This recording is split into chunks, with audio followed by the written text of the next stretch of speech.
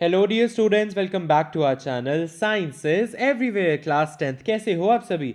तो I hope so बच्चों, आपने पिछला लेक्चर देख लिया होगा जिसके अंदर हमने केमिकल रिएक्शंस एंड इक्वेशंस का चैप्टर शुरू किया था। हमने बात की थी what are chemical reactions, what are chemical changes. हमने ये देखा था how to balance chemical equations, why it is important to balance chemical equations, and हम एक केमिकल इक्वेशन को और इंफॉर्मेटिव कैसे बना सकते हैं। इस लेक्चर में हम स्टार्ट करने वाले हैं टाइप्स ऑफ केमिकल रिएक्शंस। हमने पढ़ा है केमिकल रिएक्शन क्या होता है, एक ऐसा रिएक्शन जिसके अंदर कुछ रिएक्टेंट्स आपस में रिएक्ट करते हैं।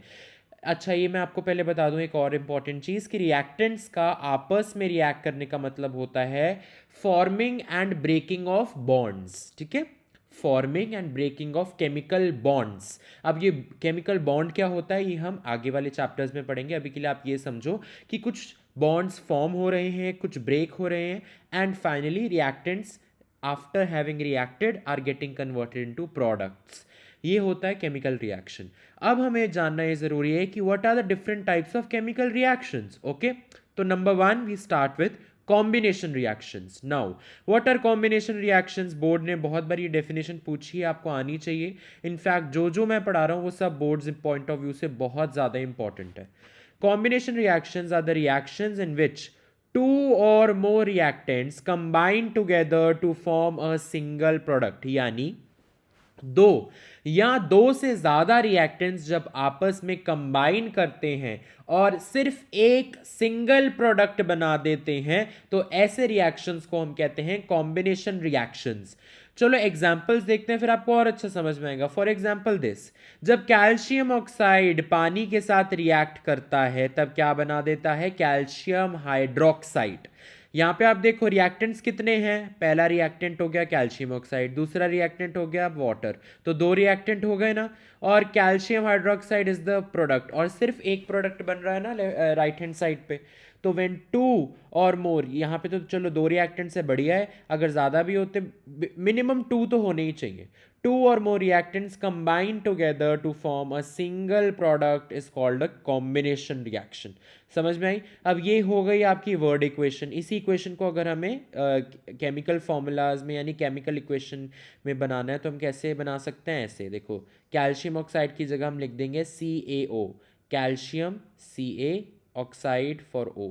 हालांकि ऐसे नहीं लिखते, we do the criss cross apple sauce method, that is यहाँ पे वैलेंसी लिख के हम क्रॉस कर देते हैं। अगर आपको वो मेथड नहीं आता फिर से मैं आपसे पूछ रहा हूँ, कमेंट सेक्शन में लिख देना, I will make a separate video on that. Water का फॉर्मूला हमें पता है H2O, एंड कैल्शियम हाइड्रोक्साइड का फॉर्मूला है CaOH होल ट्वाइस। ये आपको रटने की ज़रूरत नहीं है, आप कैल्शियम का सिंबल लिखिए, हाइड्रोक्साइड का सिंबल OH लिखिए, इन दोनों की वैलेंसीज लिखिए, आपस में क्रिस क्रॉस कर दीजिए। 9th क्लास में हम सीखते हैं हाउ टू राइट केमिकल फॉर्मूले। ठीक है, एंड साथ में हीट एनर्जी रिलीज भी होती है। तो दो रिएक्टेंट्स आपस में मिलकर एक ही प्रोडक्ट बना रहे हैं, that is calcium hydroxide. Heat is not a product, it is just energy which is liberating, which is being released on the formation of product. Product सिर्फ एक ही है, कैल्शियम हाइड्रोक्साइड। अच्छा, अब कैल्शियम ऑक्साइड का common name क्या है बच्चे? Quicklime. Quicklime is the common name of calcium oxide. Calcium oxide chemical name है, क्विकलाइम उसी का कॉमन नेम है, यानी आम भाषा में जो हम बोलते हैं। अच्छा, फिर कैल्शियम हाइड्रोक्साइड का कॉमन नेम क्या है? Slaked lime. स्लेक्ड लाइम, यहाँ पे से लाइम वाटर भी कह देते हो, ठीक है, नींबू पानी, स्लेक्ड लाइम। ठीक है, केमिकल नेम कैल्शियम हाइड्रोक्साइड है, कॉमन नेम स्लेक्ड लाइम है। ओके, अच्छा, अब एक बार ये भी क्वेश्चन पूछा हुआ है बोर्ड ने कि जो क्विक लाइम है यानी CaO कैल्शियम ऑक्साइड, इसका यूज क्या है? It is used in the manufacture of cement. It is used in the manufacture of cement, calcium oxide का ये यूज है। अच्छा, अब स्लेक्ड लाइम का क्या यूज है? Slaked lime is used for white washing walls, यानी जब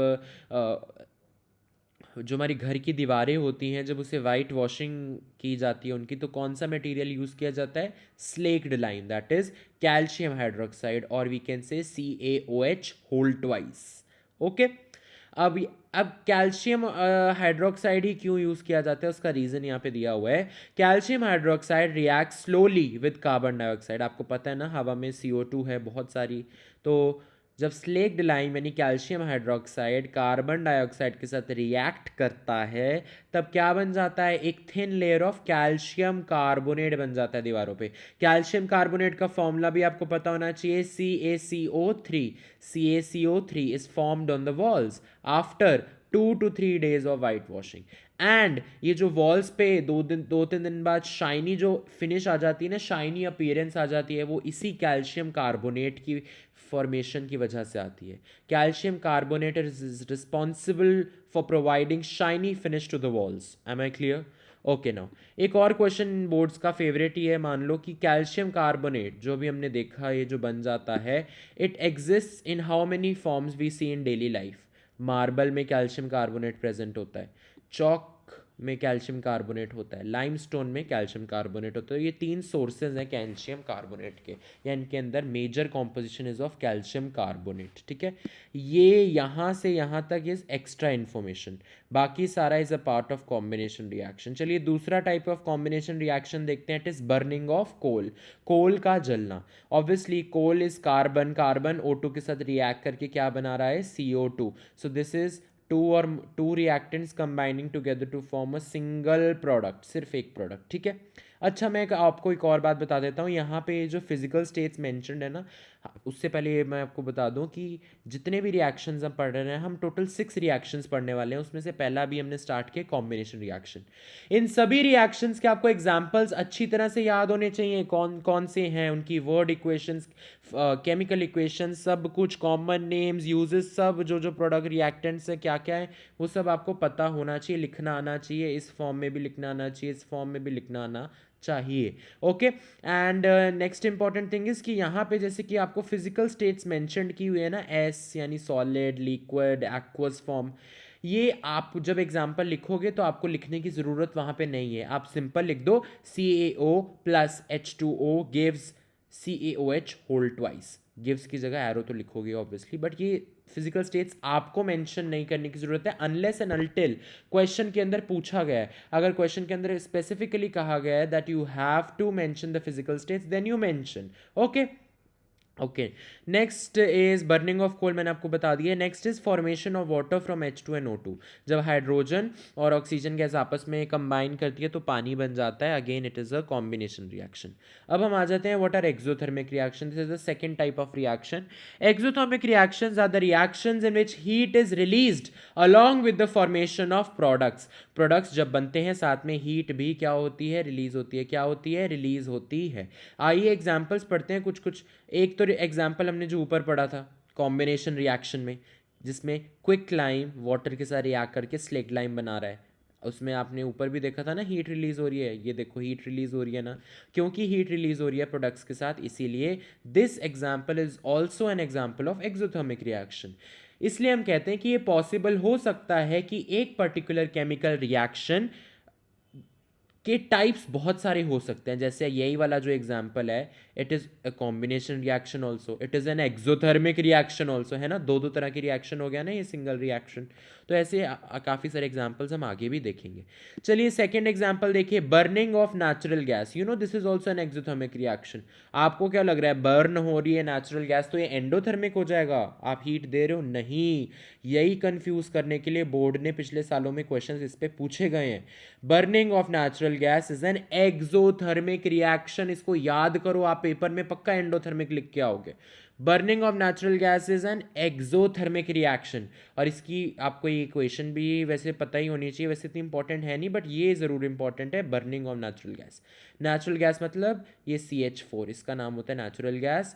बर्निंग मतलब O2 के साथ रिएक्शन होना ऑक्सीजन गैस के साथ, फिर CO2 बन रहा है, वाटर बन रहा है। वैसे तो रिएक्शन काफ़ी बच्चों को पता होता है लेकिन बोर्ड कभी ये पूछता नहीं है, बट ये पता होना चाहिए बर्निंग ऑफ नेचुरल गैस अगर वो एग्जाम्पल पूछे। और fourth example can be respiration. Yes, respiration. Glucose reacts with O2 to form CO2 plus H2O plus energy. Energy is being released along with the formation of products. इसीलिए हम इसको क्या कह सकते हैं, exothermic reaction.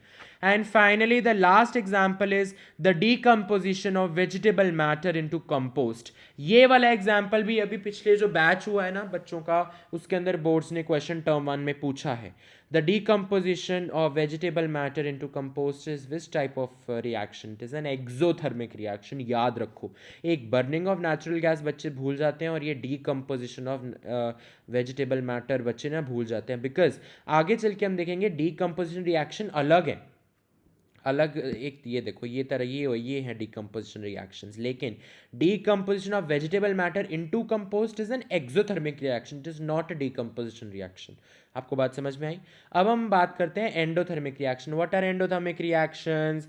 Reactions in which energy is absorbed are called endothermic reaction. ठीक है, हालांकि आपकी एनसीईआरटी के अंदर सिर्फ एक एग्जांपल दिया हुआ है एंडोथर्मिक रिएक्शन का, दैट इज अमोनियम क्लोराइड और बेरियम हाइड्रोक्साइड के बीच का रिएक्शन। ठीक है, इस in this energy is absorbed by the reactants. Okay, हालांकि काफ़ी जगह आप इंटरनेट पे भी देखो ना तो decomposition reactions which is the next type of reactions we are going to study, इनको भी ना एंडोथर्मिक रिएक्शंस ही कह देते हैं।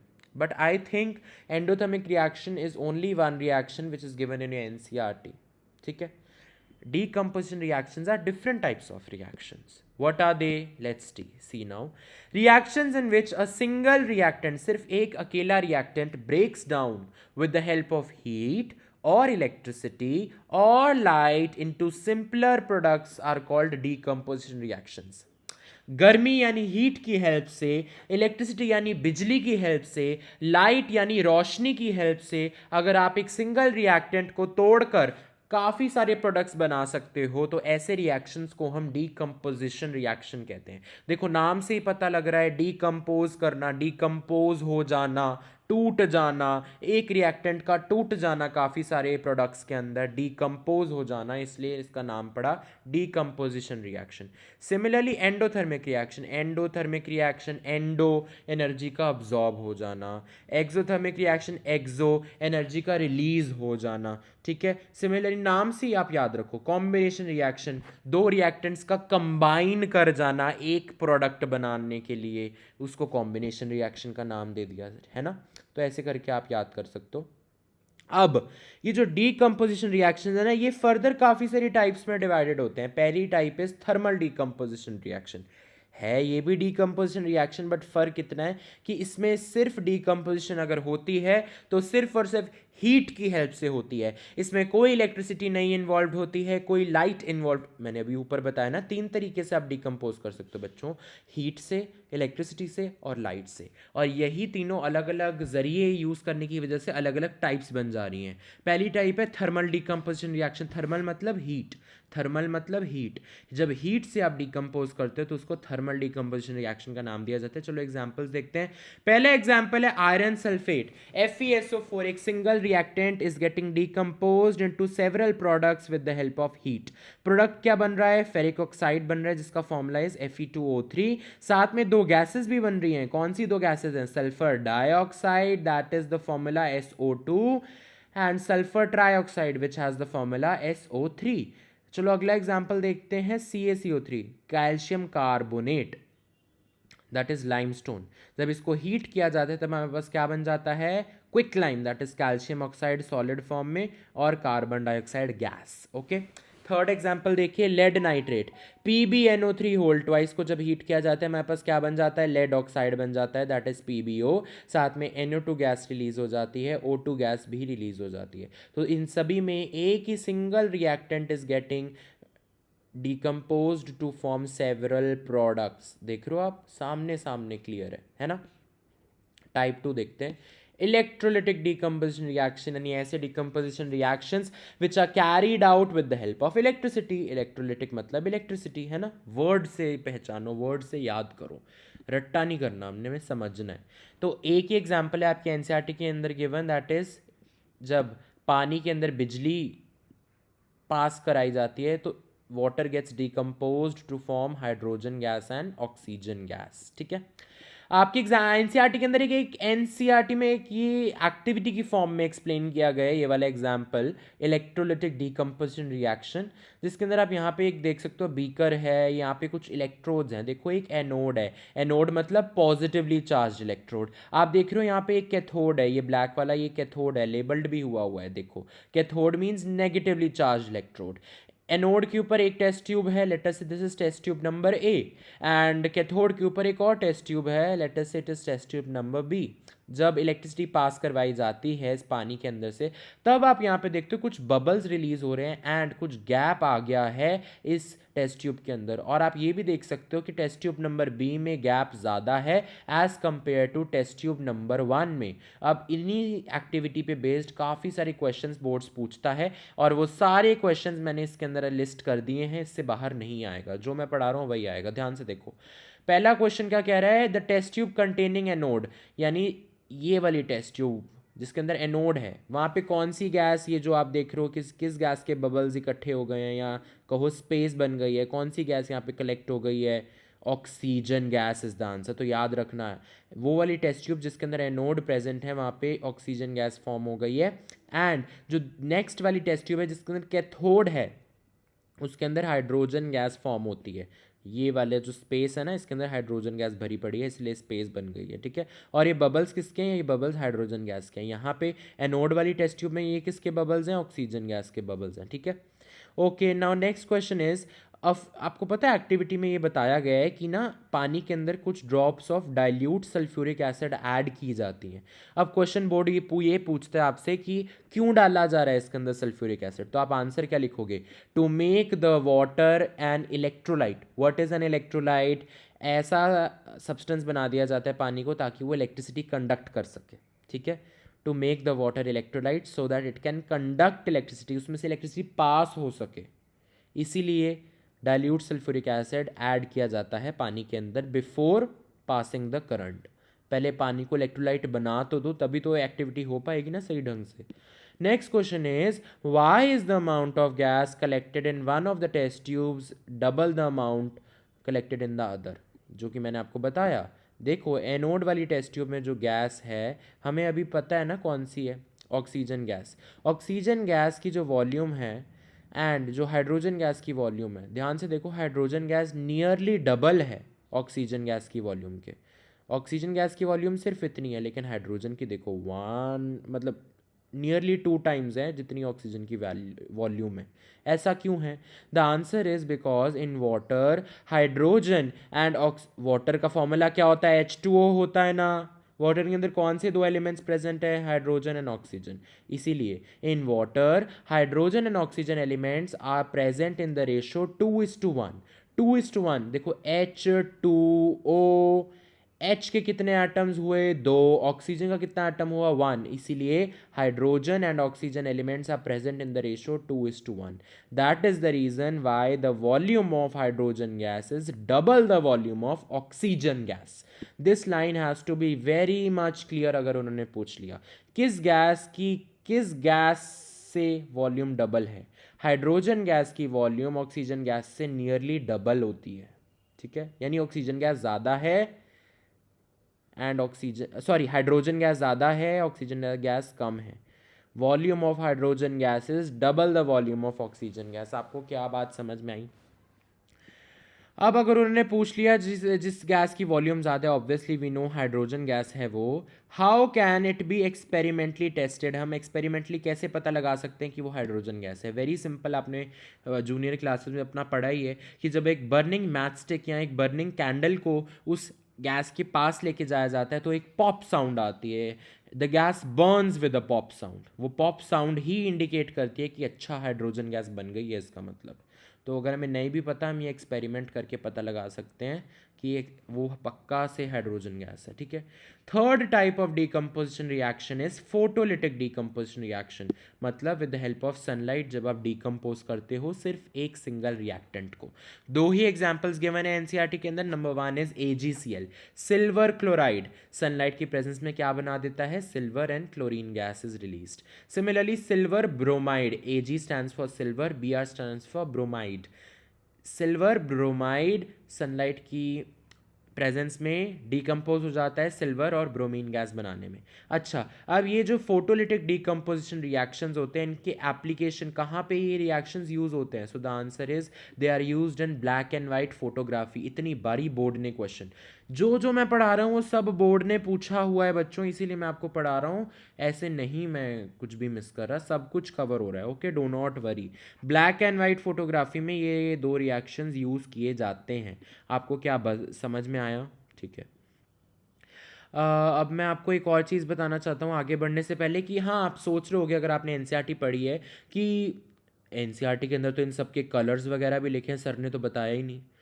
कलर्स की एक सेपरेट स्पेशल वीडियो आएगी जिसके अंदर मैं सारी रिएक्शन जितने भी हैं ना एनसीईआरटी के अंदर, और जो जो कलर्स मेंशन है एनसीईआरटी के अंदर, वो सारे आपको बताने वाला हूँ इस चैप्टर से कि ये कौन से कलर का है और ये कहाँ से किस में कन्वर्ट हो गया, कौन से कौन से कलर में बन गया, वो सब पता लगेगा आपको। डू नॉट वरी, सब कवर होगा, मतलब होगा। Next is displacement reactions. Now, what are these reactions? ऐसे reactions in which a more reactive metal displaces a less reactive metal from its salt solution are called displacement reactions. यानी example देखो, iron, Fe stands for iron. iron का symbol होता है Fe, 9th class में पढ़ा है ना। iron जब CuSO4 यानी कॉपर सल्फेट, आयरन जब कॉपर सल्फेट के साथ रिएक्ट कर रहा है तब क्या बना दे रहा है? Iron sulphate plus copper. यानी iron being a more reactive metal displaces copper which is a less reactive metal from its salt solution, यानी copper sulphate is the salt solution. यानी आयरन जो कि ज़्यादा रिएक्टिव है उसने कम रिएक्टिव वाले एलिमेंट यानी कॉपर को देखो डिस्प्लेस कर दिया। देखो अब कॉपर की जगह प्रोडक्ट साइड में क्या आ गया? आयरन आ गया ना। यानी आयरन ने कॉपर को डिस्प्लेस कर दिया प्रोडक्ट बनाने वाले टाइम पे, है ना। और कॉपर बिल्कुल ही अलग होके साइड पे आ गया। ठीक है, ये आपकी या एक्टिविटी भी दिखाई हुई है कि जिसके अंदर आप आयरन की जगह आयरन नेल्स ले रहे हो और आयरन नेल्स को डिप कर रहे हो कॉपर सल्फेट सोल्यूशन के अंदर, तब आप फाइनली ऑब्जर्वेशन क्या देखते हो? आयरन नेल का जो पहले कलर सिल्वर सा था, सिल्वर ग्रे था, अब क्या कलर हो गया? रेडिश ब्राउन हो गया due to the formation of copper. Copper का कलर रेडिश ब्राउन होता है ना, वो कॉपर का कलर चढ़ गया आयरन नेल के ऊपर, बिकॉज देख लो ना साइड पे अकेले से कॉपर बन रहा है, यही कॉपर तो चढ़ा है आयरन नेल के ऊपर। ठीक है, और कॉपर सल्फेट का कलर जो कि पहले ब्लू था, ये ब्लू कलर किस में कन्वर्ट हो गया? ग्रीन में, लाइट ग्रीन में, बिकॉज आयरन सल्फेट बना ना, आयरन सल्फेट का कलर लाइट ग्रीन होता है। ये सब कलर वलर मैं आपको अगली वीडियो में बताऊंगा, अभी बस आप रिएक्शंस को समझो। अच्छा, दो और एग्जांपल्स गिवन है एनसीईआरटी के अंदर, कौन से? जिंक जब कॉपर सल्फेट के साथ रिएक्ट करे तब क्या बना रहा है? ZnSO4 plus Cu। Again zinc copper को डिस्प्लेस कर दे रहा है कॉपर सल्फेट सोल्यूशन से। सिमिलरली लेड भी जब कॉपर क्लोराइड सोल्यूशन से रिएक्ट कर रहा है तब लेड भी कॉपर को डिस्प्लेस कर दे रहा है उसके सॉल्ट सोल्यूशन यानी कॉपर क्लोराइड सोल्यूशन से, और क्या बना दे रहा है? Lead chloride. बात समझ में आई? अब फाइनली हम आ जाते हैं डबल डिस्प्लेसमेंट रिएक्शंस पे। What are double displacement reactions? Reactions in which there is an exchange of ions between the reactants. Such reactions are called double displacement reactions. आपको बात समझ में आई? एग्जाम्पल से समझेंगे, लेकिन उससे पहले मैं आपको बताऊं डबल डिस्प्लेसमेंट रिएक्शंस की दो तरह की कैटेगरीज होती है। Number one type is neutralisation reaction. Neutralisation reaction क्या होता है बच्चे? ऐसे रिएक्शन जिसमें एक एसिड और एक बेस आपस में रिएक्ट करके सॉल्ट और पानी बना देते हैं, ऐसे रिएक्शंस को हम न्यूट्रलाइजेशन रिएक्शन कहते हैं। यहाँ पे बेस क्या है? Sodium hydroxide. एसिड क्या है? Hydrochloric acid. जब ये आपस में दोनों रिएक्ट करें क्या बना रहे हैं? Sodium chloride, that is a नमक। नमक खाते हो ना खाने में, दैट इज सोडियम क्लोराइड। साथ में पानी बन रहा है ना। तो अब ये एक डबल डिस्प्लेसमेंट रिएक्शन क्यों है? बिकॉज आप ध्यान से देखो, पहले Na यानी सोडियम OH के साथ था, HCl के साथ था। रिएक्शन कंप्लीट होने पर Na आ गया Cl के साथ जुड़ के, NaCl बना गया, एंड H जुड़ गया OH के साथ और H2O बना दिया। यहाँ पे एक्सचेंज हुए हैं आयंस का।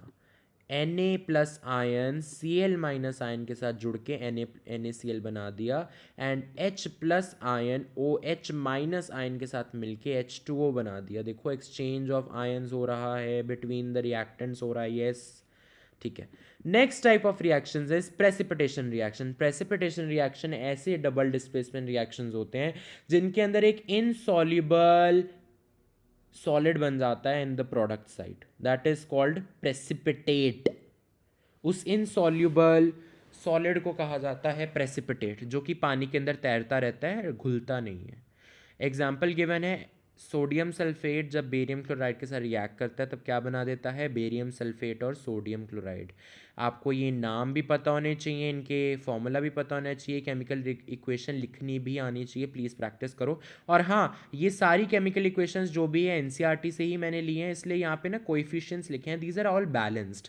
आपको जब तक क्वेश्चन में ये नहीं पूछा जा रहा है कि आपको बैलेंस करना है, तब तक आपको बैलेंस नहीं करना। आप सिंपल भी लिख दो, ये टू वो आगे ना लगाओ तो भी चलेगा। ये बैलेंस करने के लिए कोएफिशिएंट्स जैसे टू वगैरह लिखा हुआ है, ठीक है।